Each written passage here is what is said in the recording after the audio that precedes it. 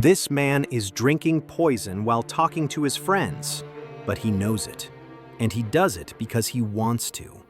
He had a way out, but he turned it down. This man is Socrates, a man who was killed for thinking. Socrates was born in Athens, around 470 years before Christ. He was an extremely curious boy. His father was a sculptor and his mother a midwife, but he used to say that he did the same work as his mother, helping people give birth to ideas. Socrates lived far from wealth. He had no elegant clothes and walked barefoot everywhere. He spent most of his days wandering, through markets, through gymnasiums, and through public squares where he would talk to anyone. His goal was always the search for truth. Fame and money meant nothing to him. Socrates spoke with people and taught them, but his method was different. He didn't teach in the usual way. He asked questions. By doing this, he led people to realize that they didn't actually know what they thought they knew. And that's where his famous phrase was born: "I know only that I know nothing." Socrates had several disciples. Some you may recognize: Plato, who later wrote everything about him, Crito, Alcibiades, and Xenophon.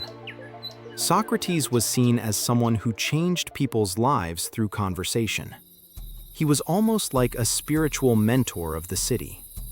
But at a certain point, things changed. The city of Athens had lost the Peloponnesian War against Sparta. There was hunger, revolts, and deep mistrust. And it is in this kind of environment that deep questioning and strong ideas become dangerous. That was the reason behind Socrates' condemnation. Many leaders began to see him as someone who made young people think, someone who challenged authority, and someone who didn't respect the official gods. Athens needed a culprit, and that was when he was formally accused of corrupting the youth, introducing new gods, and not believing in the gods of the city. There he stood, on trial before 501 Athenian citizens. What did he do? Did he cry? Beg? Put on a dramatic show? If you thought so, I'm sorry to say, you're wrong. He told the jurors that he would rather die than stop seeking the truth. A life without examination is not worth living. The vote was close, but even so, Socrates was declared guilty. Then came the sentence: death by hemlock. Socrates did have an alternative. His friends had planned everything so he could escape from prison. Crito even brought money to bribe the guards, but the philosopher refused. He believed that breaking the laws of the city would go against everything he had taught. Plato tells us that Socrates' last day was peaceful. He spent hours speaking with his disciples about the soul, death, and the just life. When the cup finally arrived, he drank it without trembling.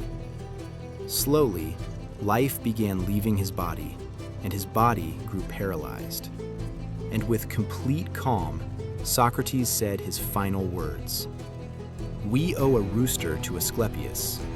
Don't forget to pay the debt." And the rest?